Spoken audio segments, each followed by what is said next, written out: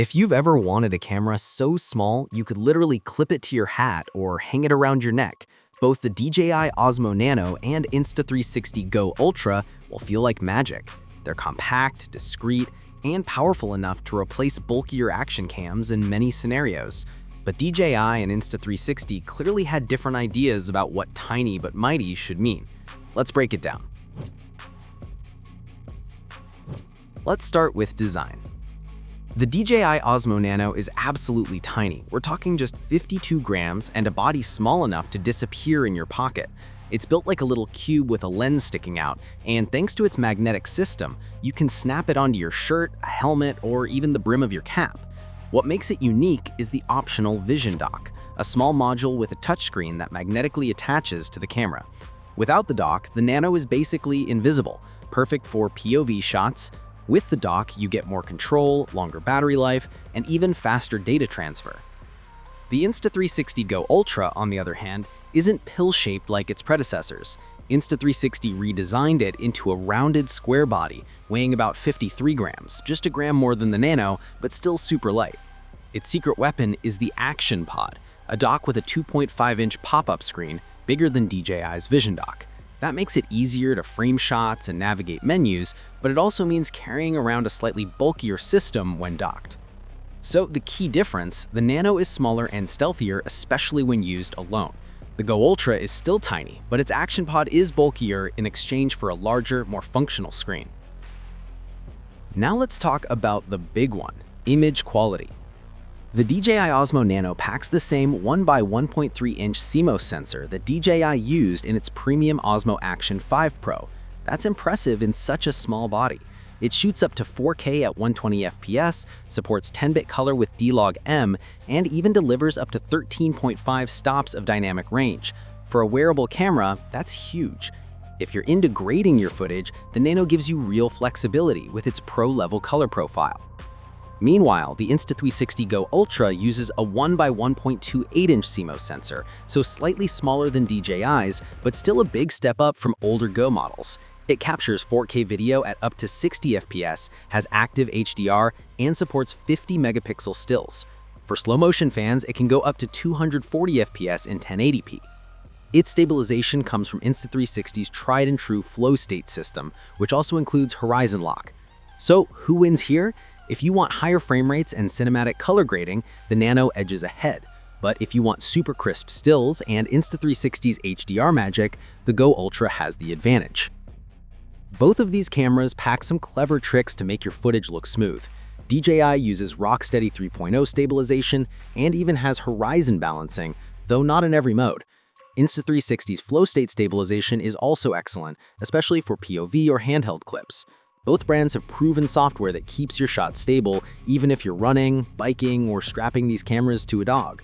But DJI adds some unique modes. You can start recording by nodding your head or using hand gestures. There's even a pre-rec mode that captures a few seconds before you hit record, super handy for those moments you don't want to miss. Insta360 fights back with AI-powered editing in its app, which automatically finds highlights and cuts them together. For creators who don't want to spend hours editing, that's a big win.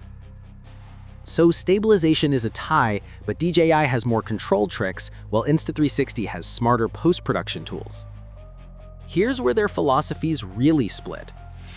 The Osmo Nano has built-in storage. You can choose between 64GB or 128GB models. That's convenient since you don't need an extra card, but it also means you're stuck with whatever capacity you buy. Offloading is fast if you use the Vision Dock, which supports transfer speeds up to 600 megabytes per second.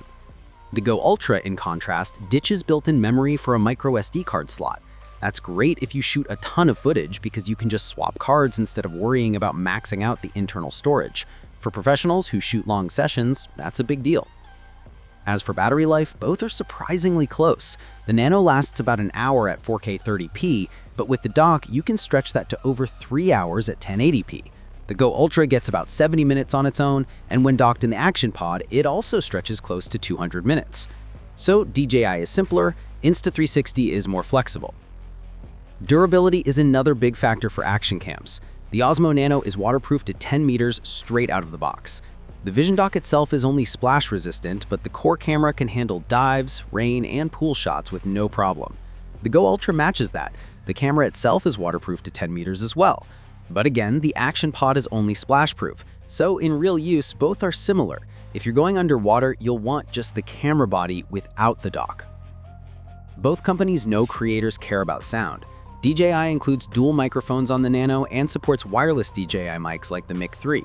Insta360 also supports external audio solutions, though its focus is more on convenience with built-in mics. In practice, DJI may edge out a little here if you already own its ecosystem of wireless microphones. Now the money question.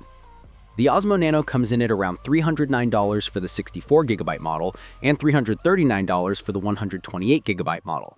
That makes it one of the most affordable ways to get pro-grade specs in such a tiny body.